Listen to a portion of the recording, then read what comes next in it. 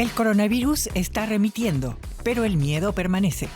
Aunque los datos mejoran, en algunos países europeos hay muchas personas, especialmente entre los jóvenes, que sufren depresiones por la pandemia. ¿Qué pueden hacer? Bienvenidos a nuestro programa especial sobre el coronavirus. Más temas: cuarentenas durísimas en Taiwán. Una madre y su bebé se quedan solos porque su marido tiene que permanecer confinado durante semanas. Pero antes de eso, comenzamos en Sudáfrica. Para muchos es imposible acceder a la vacunación, por ejemplo, para las personas sin papeles o en situación irregular. Godfrey Chitanga es de Zimbabue, pero lleva casi una década viviendo en Sudáfrica de forma irregular. En realidad, su nombre es otro, pero prefiere que no sea revelado. Godfrey trabaja por su cuenta como jardinero en las afueras de Johannesburgo. La pandemia le ha dificultado mucho la vida.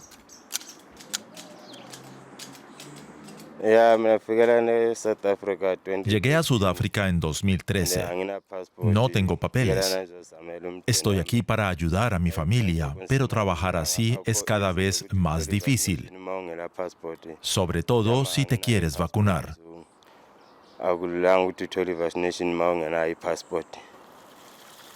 En Sudáfrica hay aproximadamente 1,5 millones de personas en situación irregular.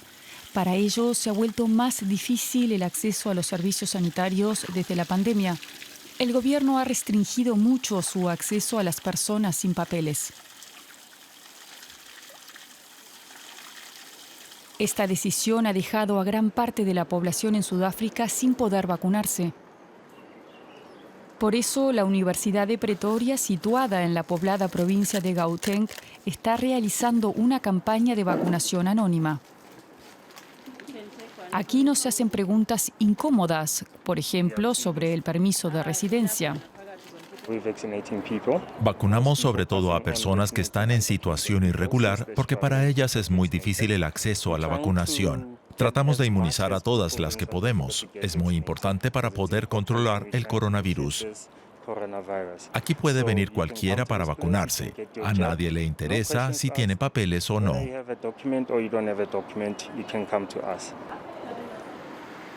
Los migrantes apenas tienen derechos o protección legal en Sudáfrica. Sin embargo, se han convertido en uno de los grupos más afectados por los problemas económicos derivados de la pandemia. En julio de 2021 estallaron disturbios en varios puntos del país. Trabajadores extranjeros y sus comercios fueron víctimas de turbas violentas. Nobule Virti, de la ONG Africa Diaspora Forum, teme que se repitan los sucesos del año pasado.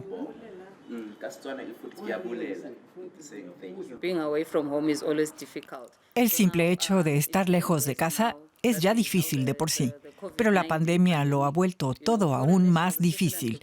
Los inmigrantes, sobre todo los sin papeles, están pasando por muchas cosas en este momento. Muchos no pueden vacunarse por este motivo. Han perdido su forma de ganarse la vida, sus empleos o negocios. Muchos restaurantes tuvieron que cerrar. Para colmo, se les culpa de todo y sigue habiendo ataques xenófobos. Aunque ha disminuido la violencia, los extranjeros siguen siendo la diana de la frustración de muchos sudafricanos. La tasa de desempleo es superior al 35% en el país.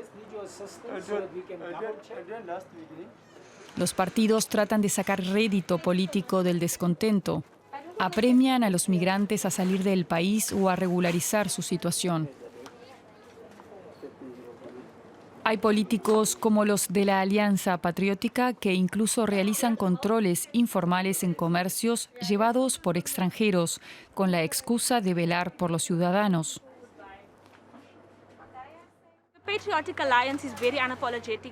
La Alianza Patriótica es inflexible con los migrantes ilegales de nuestro país.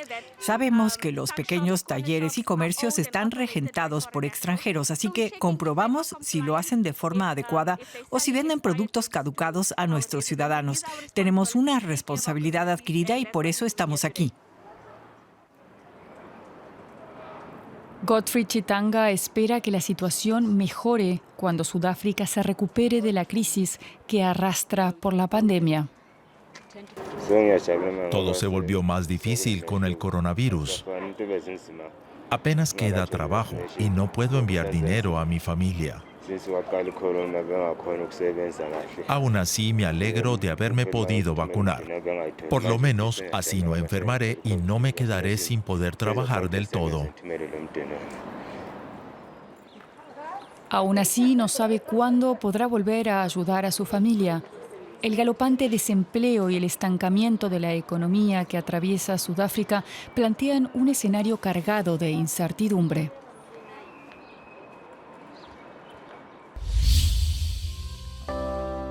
Nuestra siguiente historia también trata de padres separados de sus familias.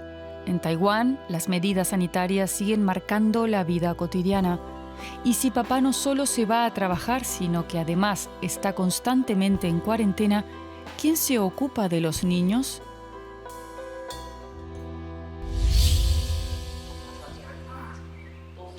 Elsa Chang pasa mucho tiempo sola con su recién nacido porque su marido es piloto. Después de cada vuelo tiene que pasar 14 días en cuarentena, 5 de ellos en un hotel, pese a estar vacunado con la pauta completa. Prácticamente soy madre soltera porque mi marido siempre está ausente. Me preocupa que nadie pueda ayudarme si alguna vez pasa algo. Y también es injusto para nuestro hijo que no pueda formar un vínculo con su padre.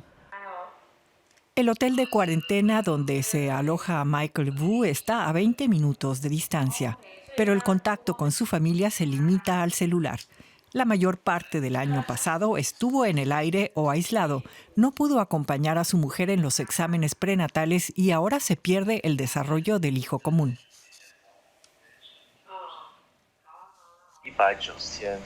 El año pasado estuve confinado 190 días. Es increíble.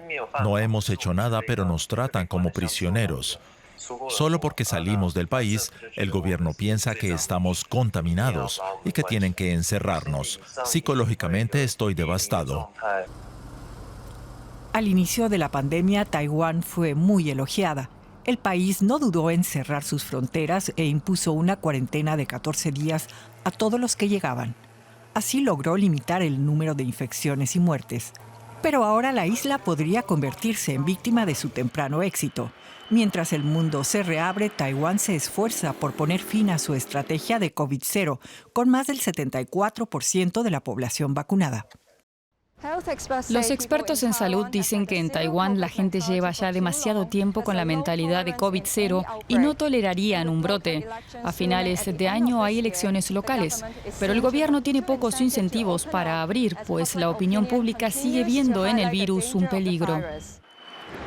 Cada caso es tratado como una grave amenaza para la salud pública. La enfermedad está estigmatizada. Los viajeros y el personal de las aerolíneas están bajo sospecha de falsear los controles de infección. La idea de COVID-0 es un sueño. Para conseguirlo hemos sacrificado mucho. También el bienestar del personal de las aerolíneas. Espero que el gobierno flexibilice pronto las normas.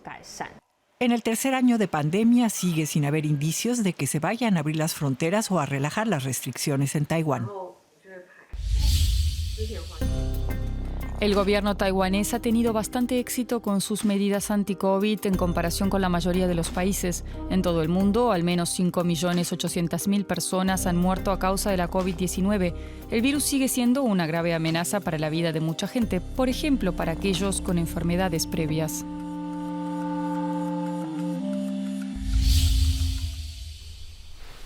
Una máscara especial FFP3 es el escudo protector más importante de Lars Fischer. Este hombre de 43 años nació con el llamado síndrome de Fraser y fue sometido a un trasplante de riñón. La COVID-19 representa un grave peligro para su vida. Cada vez que sale de casa sabe que corre un riesgo.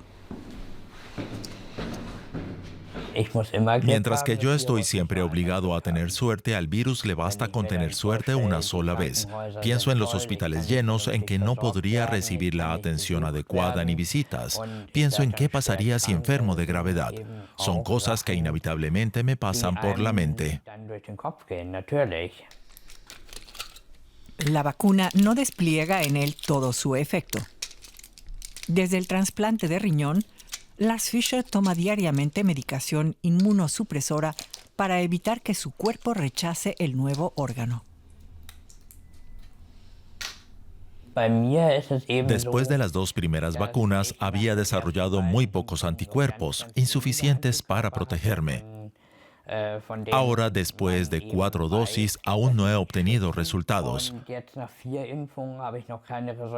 Pero a estas alturas, me temo que la cosa no pinta bien.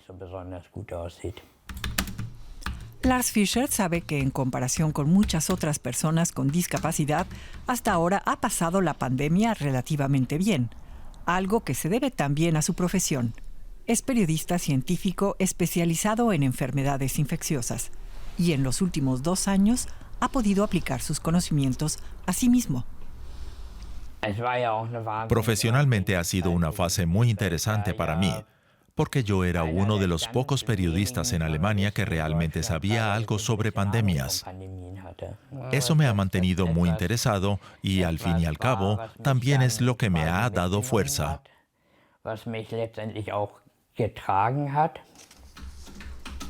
Lars Fischer cree que tarde o temprano acabará contagiándose de COVID-19, pero espera que para entonces haya un medicamento eficaz contra la enfermedad.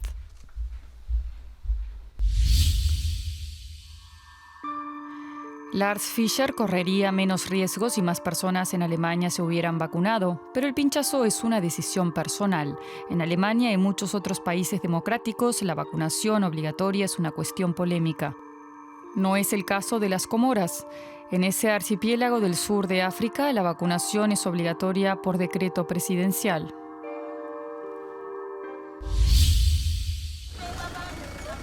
Un puesto de control de la policía militar. Los coches no pueden pasar sin un certificado de vacunación válido. La vacuna contra el coronavirus es obligatoria para todos los adultos en las Islas Comoras. El periodo de sensibilización ya ha sido suficientemente largo. Por eso estamos motivando a la gente a que se vacune. Yo no lo llamaría forzar. Los críticos del presidente Azali Assoumani califican a su gobierno de autocrático. Promulgó el mandato en diciembre mediante un decreto presidencial. Quien se olvide de su pasaporte COVID puede pedirle a un amigo o conocido que se lo traiga. Quien no esté vacunado o a quien le falte la segunda dosis debe pagar una multa y es trasladado directamente a un centro de vacunación. En este caso, fueron trasladados al hospital militar. La mañana en la que filmamos fueron vacunadas 58 personas, quisieran o no. Personalmente no confío totalmente en las vacunas. No deberían obligarnos a vacunarnos. Debería ser algo que se debatiera entre la población en las Comoras. Deberíamos dar nuestro consentimiento para ser vacunados y no ser forzados así, como animales, como si fuéramos ovejas o vacas. Somos seres humanos, tenemos derechos. En el mayor hospital del país, el doctor Ibrahim Jabir defendió las estrictas medidas. Es uno de los coordinadores de la campaña nacional para la pandemia. La vacunación obligatoria es una buena idea. La gente no está respetando restricciones como el distanciamiento social. Las vacunas son la única forma de salvar vidas y las estadísticas lo demuestran. Actualmente hay menos de 40 pacientes hospitalizados por COVID en las Islas Comoras, dice el doctor Jabir. Ninguno está vacunado. El país aplica el preparado chino Sinopharm. Varios estudios sugieren que 2 dosis son poco eficaces contra la variante Omicron. Eso no es cierto. No tiene sentido discutir sobre su eficacia. Registramos más de 3.000 casos positivos en todo el país durante la última ola, con menos de 10 muertes. De regreso al puesto de control, la mayoría de los que pasan por aquí se ha vacunado. De lo contrario, es prácticamente imposible hacer nada en las Islas Comoras. Se necesita un certificado de vacunación para entrar en bancos, escuelas y edificios gubernamentales, incluso para tomar el autobús. Hoy conversaremos con el periodista científico de DW, Derek Williams. Ha estado siguiendo la pandemia desde su inicio y responderá las preguntas de nuestros espectadores. Jorge Johnson quiere saber. Se dice que Omicron es más contagiosa, pero menos letal. La ciencia parece conocer la causa de su mayor transmisibilidad, pero ¿se sabe también por qué es menos letal?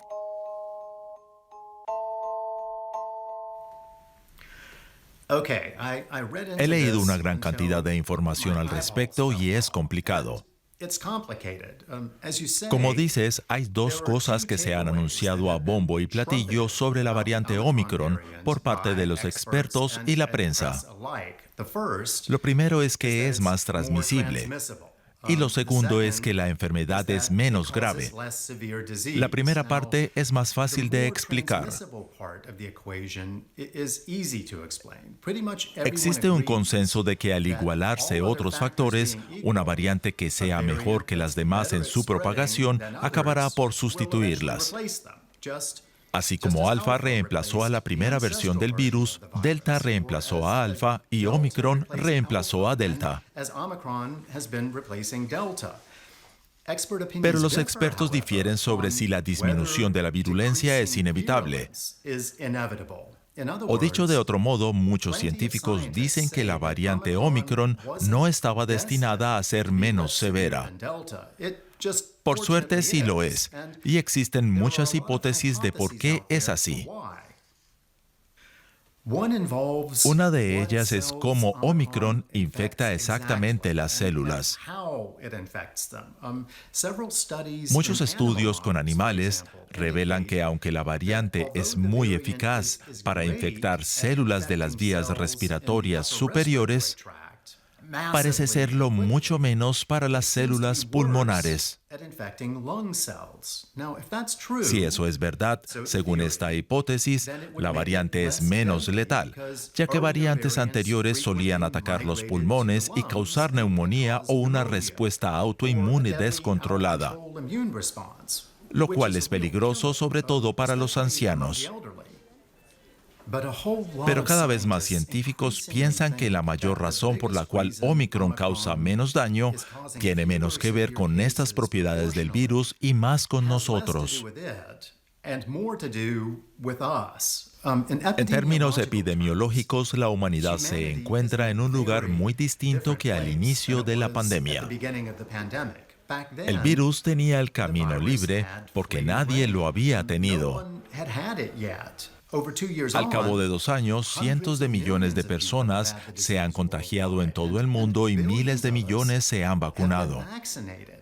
Esto incrementa la inmunidad, a pesar de que Omicron la esquiva en muchos casos. De hecho, como dicen algunos expertos, la posibilidad de que el virus infecte también a los vacunados y recuperados contribuye a que los casos sean menos graves, porque se infectan muchas más personas, pero muchas más tienen algún tipo de protección. Es complicado, como ya he dicho. En resumen, lo que observamos ahora, alta transmisión, muchos casos, pero en proporción menos hospitalizaciones y muertes, no necesariamente quiere decir que Omicron sea más suave. Una palabra que, según las autoridades advierten, envía el mensaje equivocado. La COVID de Omicron sigue siendo una enfermedad potencialmente letal, pero lo es en menor medida si estás vacunado y recuperado, como muchos de nosotros.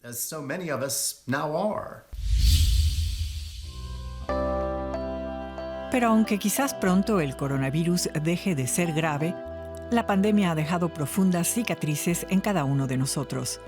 Muchas personas sufren trastornos de depresión y ansiedad debido al aislamiento social. Los jóvenes parecen estar especialmente afectados. Henning Rössner siente miedo cuando se encuentra rodeado de personas. Siente una presión interior para quedar bien con todos, para encajar y formar parte del grupo. Desde que tenía 15 años, a veces ha tenido problemas al estar en grupos, pero el verano pasado sufrió su primer ataque de pánico grave. Es una sensación de tener que vomitar en cualquier momento. Te sientes mal, tiemblas, te da frío y uno está como... En mi caso, al menos, yacía en la cama. No podía moverme y tampoco tranquilizarme. Sientes como que no eres tú mismo porque sencillamente estás desbordado. En los meses previos, el joven de 21 años pasó mucho tiempo encerrado en su casa. La pandemia de coronavirus al principio no parecía tan grave. No se veía con nadie, no tenía que asistir a la universidad. La presión social disminuyó, pero de pronto todo empeoró. Creo que ese mismo alejamiento de la vida social es lo que ha hecho difícil volver a ella en el verano pasado, cuando volví a la normalidad.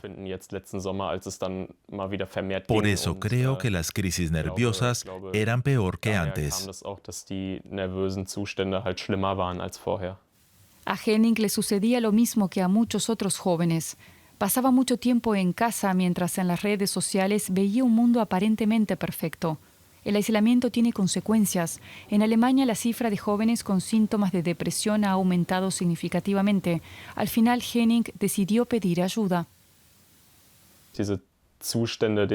No quería volver a vivir ese estado de impotencia, ni volver a estar en una situación así, sin poder dormir y sin sentirme bien psíquicamente. Así que fui al médico.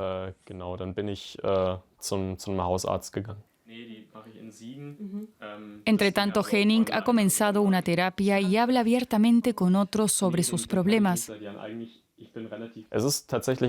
Es realmente sorprendente. Cuando hablas con la gente sobre esto, te topas con problemas similares. Ellos comienzan a hablar de sus problemas y te sientes mejor cuando te das cuenta de que no estás solo. No tienes que estar mentalmente muerto para tener depresión. Le puede pasar a la persona más feliz del mundo. Henning ha sacado una lección de la pandemia. Una vez que haya pasado, quiere disfrutar de su vida con las personas a su alrededor. Por eso asiste cada semana a sus sesiones de terapia. Al final del programa volvemos a Sudáfrica. Ya sabemos que allí la pandemia ha provocado un alto nivel de desempleo. Pero son muchos los que no se rinden. Un joven de Johannesburgo ha encontrado una vía innovadora.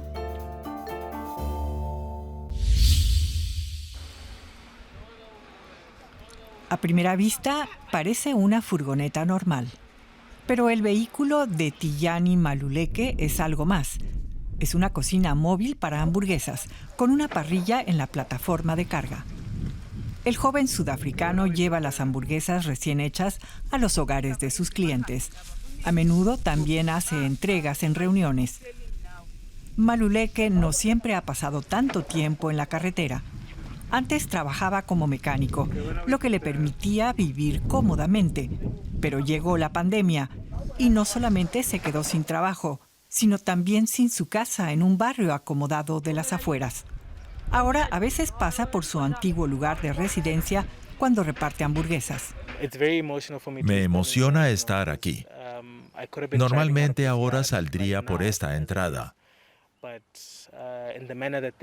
Las circunstancias en las que perdimos esta casa y todo lo que pasó fue terrible.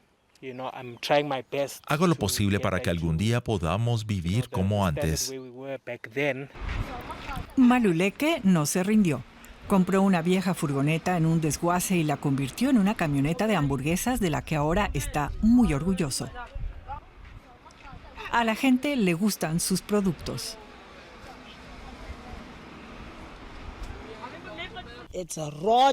Puedes ver cómo corta el pollo crudo, también cómo fríe las papas. Todo es fresco y no de la semana pasada, como ocurre en otros sitios, y hace sus propias salsas.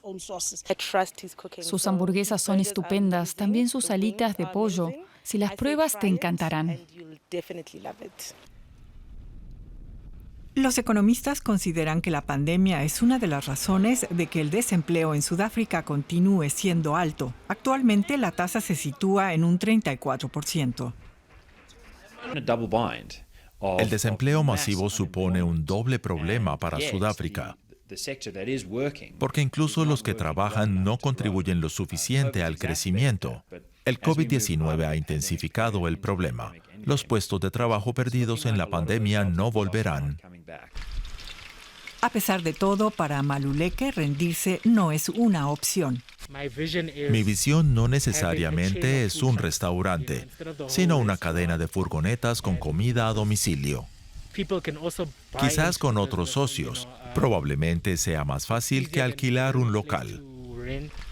Para que el negocio prospere, a Maluleke le gustaría contratar y formar a gente joven, para que también tengan una perspectiva de vida en estos tiempos difíciles de pandemia.